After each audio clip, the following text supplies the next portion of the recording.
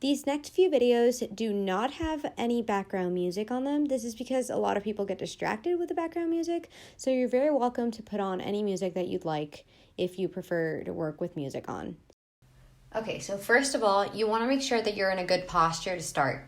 You want your feet against the floor, your back to be straight in a whole lot of space so that your elbows are inside of your writing space and not floating outside of the table. Okay? So now that that's covered, let's start with how you handle your pen and paper. Right-handed people, you're going to want to slant your paper counterclockwise at about 45 degrees, like that, so you have a better angle. Okay, and left-handed people, you're going to slant your paper clockwise so that you can write like this. I'm right-handed, so if you're a lefty, you're going to have to mirror what you're seeing here. You're going to hold your pen at an angle. You're not going to want to hold it straight up. You want to hold it like this, at an angle.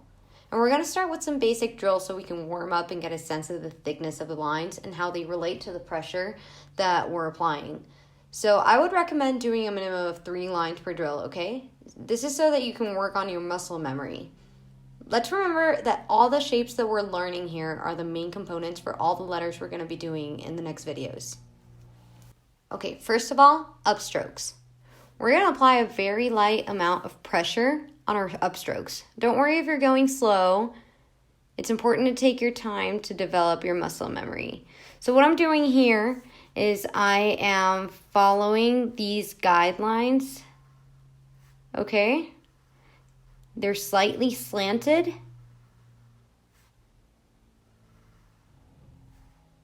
So you just want to follow that.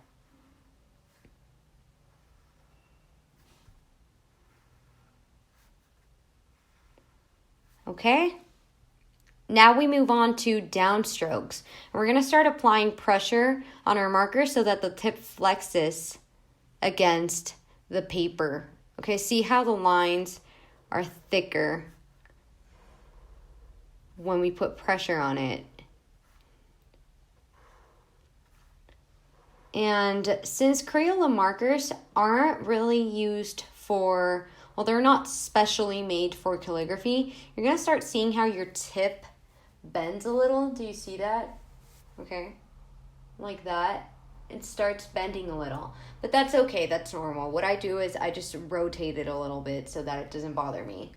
The most basic thing that you have to remember is whenever you're doing a stroke upwards, like this, it's thin, and when you're doing a stroke downwards, it's thick. So up, thin, down, thick.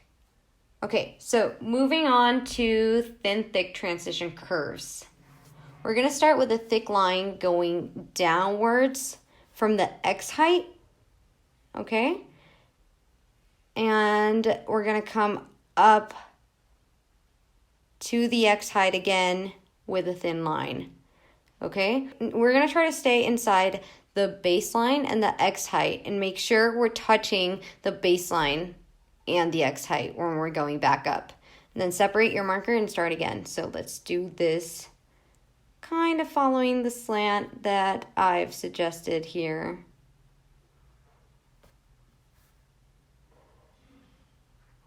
Okay. So once again, I recommend doing about 3 lines minimum, so you can get kind of like a lot better. See how I just separated my marker here? I mean, it doesn't really matter. I can just go back in and fill it in.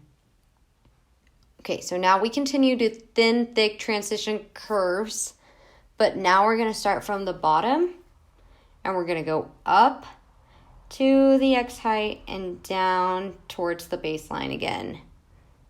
We do this, go up, thin, down, thick, up, thin, down, thick, up, thin, down, thick.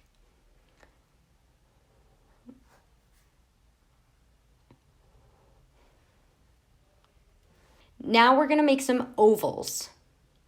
And we're going to start a little below the X height line. So this is my X height line.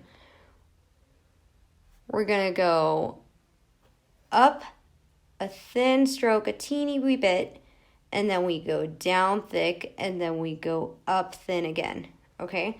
So this is one of the most basic shapes that we're going to be using, because we're going to be using it for our A's, our B's, okay? The structure is also for the H, okay? So now, see how I'm not starting from here to here? I'm starting like from a little, like from that dot right there. Okay, so I'm going to go up thin, down thick, up thin, down thick, up thin. When you've got your ovals down, we're going to start with some loops. So we're going to start on the X height right here, and then we're going to go up with a curve towards the ascender, and then we're going to come down and finish with a little whoop at the end. Okay, I'm going to do that again. So we go up light, down thick, and then up again. Then up, down thick, up again. Okay, so once you've got that loop down, we're going to move on to the upside down loops. So we're starting at the X height, and then we're going to come down heavy towards the descender line, and then we're going to come up to the baseline, okay? So we're going to go down heavy and up to the baseline. Down a descender, and then up to the baseline. I don't know if you've noticed, but I've been rotating my marker around because the tip starts to get a little slanted like this. So sometimes that makes your upstrokes not be as thin as you wish. So when you rotate, it helps with a thinner upstroke. Yay! Okay, so remember to take some quick snaps of the practice sheets you have so far and post them on your projects page. You can go do that now. Go, go, go. And when you're done posting and you feel you've had enough practice, feel free to continue to the next video.